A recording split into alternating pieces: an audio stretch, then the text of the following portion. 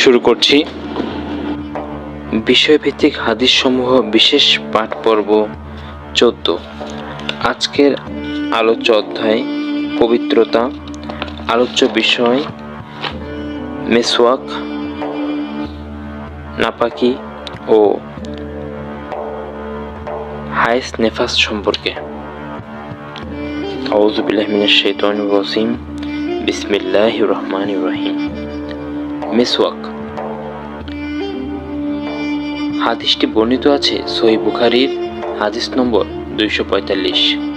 হুযায়ফা রাদিয়াল্লাহু তাআলা আনহু থেকে বর্ণিত, তিনি বলেন, নবী সাল্লাল্লাহু আলাইহি সাল্লাম যখন রাতে সালাতের জন্য উঠতেন তখন মেসওয়াক দিয়ে মুখ পরিষ্কার করতেন।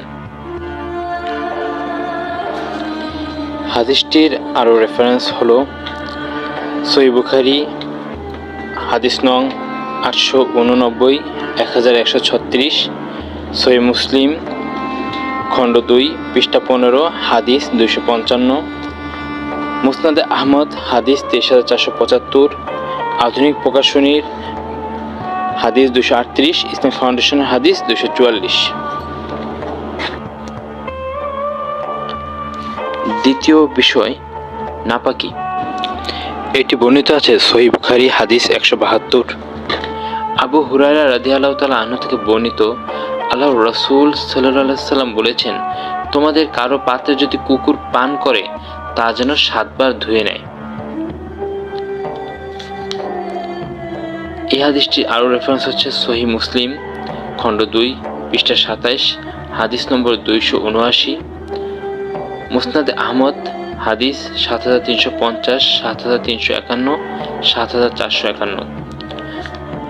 বাংলা অনুবাদে আধুনিক প্রকাশনী 168 নং হাদিস, ইসলামিক ফাউন্ডেশনে 173 নং হাদিস। আরও একটি হাদিস সহিহ বুখারী হাদিস 223, উম্মু কায়েস বিনত মিহসান রাদিয়াল্লাহু তাআলা আনহা থেকে বর্ণিত, তিনি তার এমন একটি ছোট ছেলেকে নিয়ে আল্লাহর রাসূল সাল্লাল্লাহু আলাইহি সাল্লামের নিকট এলেন যে তখনও খাবার খেতে শিখেনি। আল্লাহর রাসূল সাল্লাল্লাহু আলাইহি সাল্লাম শিশুটিকে তার কোলে বসালেন। তখন সে তার কাপড়ে পেশাব করে দিল। তিনি পানি আনিয়ে এর উপর ছিটিয়ে দিলেন এবং তা ধৌত করলেন না। এই হাদিসটির আরও রেফারেন্স হচ্ছেন সহিহ বুখারী 5693 নং হাদিস, সহিহ মুসলিম খণ্ড 2 পৃষ্ঠা 31 হাদিস 287, মুসনাদে আহমদ